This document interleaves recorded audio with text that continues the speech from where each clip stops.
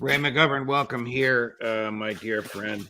What do you think is or was the logic behind the invasion of Russia? Was it a NATO invasion? Do you agree with our colleague? I know this is a lot of multiple questions against Roger Ailes' rules of questioning, but you and I have been doing this for a while. Was it, as our friend and colleague Larry Johnson says, an American invasion of Russia? Put your arms around this and tell me what you feel. Well, Judge, I think it's a difference in kind. What it is an invasion of Russia, but whether or not it becomes a big deal depends on one person and one person only, and that is Vladimir Putin. How will he react? Now, on the ground, one can say with great confidence that it makes no military sense. The Ukrainians have put their best trained, best equipped troops into this, and they all are about to be slaughtered in the next couple of weeks.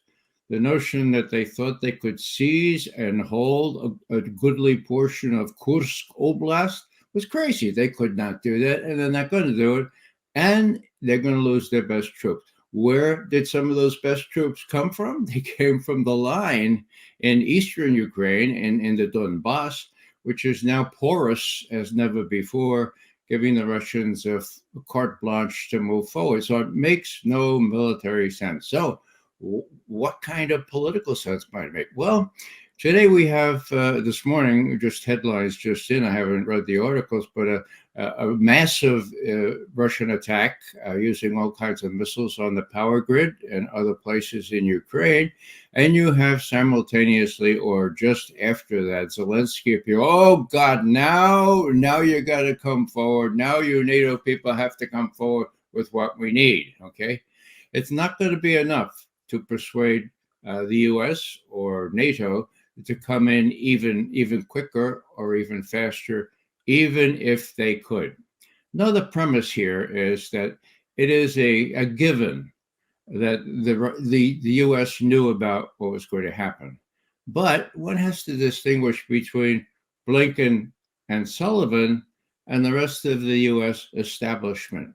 Blinken and Sullivan are running this ship, okay? And they certainly knew, together with the British, what was afoot.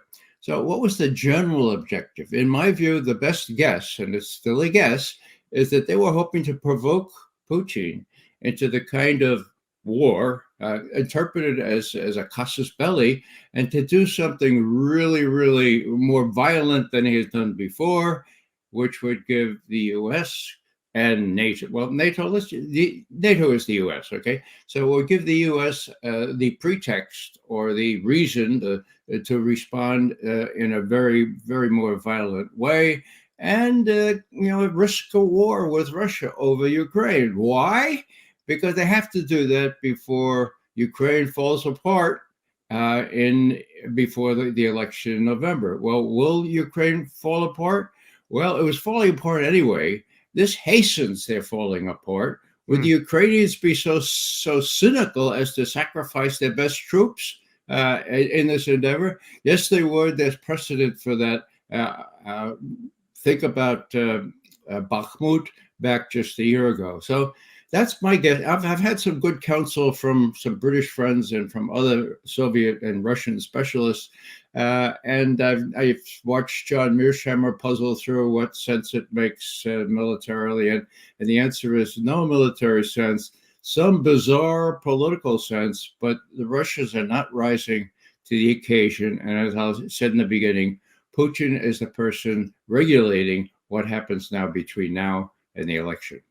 Our friend and colleague, Alistair Crook, has been arguing for a long time, but recently in a piece he published and just a few hours ago on this program, that in modern warfare, propaganda has become an end in itself. Might propaganda have been a goal here? Look what we can do. We went into the soft underbelly of the great Russia. Yeah, I think John Mearsheimer answered this really well over the weekend. He was asked, isn't Putin embarrassed by this? and John reacted the same way Larry did on Friday. Yeah, in the mainstream media of the West, but I mean, hello, what does that matter? What's going to be embarrassing is when all those troops, their crackerjack troops, are decimated as they are being right as we speak. So yeah, public relations is big. I remember one comment 2 weeks ago by a fellow named Lieutenant Colonel Nagel, one of Petraeus's disciples who teaches now in some military institute. He said, we've changed the narrative, but what happens over the medium and longer term is we don't know. Okay, well, they changed the narrative for a couple of weeks. What's really going to happen now is that the Russians are going to retaliate in a measured way so that they're not going to rise to the bait, and they're going to deal as they did last night, early this morning, with a continuing effort at attrition, not only troop attrition, but also energy sites and infrastructure that they hesitated to hit before this year. Is there a chatter in the intelligence community about this, which would reveal to you as a professional that MI6 and CIA were in this up to their eyeballs? Unfortunately, Judge, I don't have those kind of contacts anymore. It's the logic of the whole thing. And I've asked people like Jeffrey Roberts, professor of Russian and Soviet studies, well, what do you think? And he said, there's no way. I said, well, how about just the British knew about this? He said, come on, Ray. He says, there's no way that certain U.S. high officials knew about this and condoned it and supported it. So what does that mean? Well, it means to me that they're trying to provoke the Russians into the kind of action where we in turn will be impelled to react and maybe save the day before the election here in November. I think that's quixotic, but that's the best logic I can put to it. Let me just dive a little deeper on this. You have told us, Larry has told, Johnson has told us that MI6 and CIA really have a leash on, I forget what it's called, SBK, whatever the Ukrainian intelligence is. I mean, just rationally, would Ukrainian intel and Ukrainian military have wandered off on their own and attacked Russia without talking to their masters? Good question. I've been asking that question all weekend. The answer is no. In other words, the U.S. knew beforehand. Now, when you say U.S., you have to distinguish between these crazies who have a personal stake in who wins in November, these crazies who are hell-bent and determined to get Putin to do something so explosive that the U.S. and NATO will have to get in even deeper and prolong the agony until after November. Those are Blinken and Sullivan, and it's very clear to me that those two are still running U.S. policy. Yeah, Biden is not very much in the game. Do you think that Jake Sullivan and Secretary Blinken want war with Russia before November? War with Russia, no. I mean, they also are relatively sane, okay? What they want is something short of war with Russia. What they want is a kind of an open fracas with Russia. What they want is maybe a direct targeting of Russian places within Russia.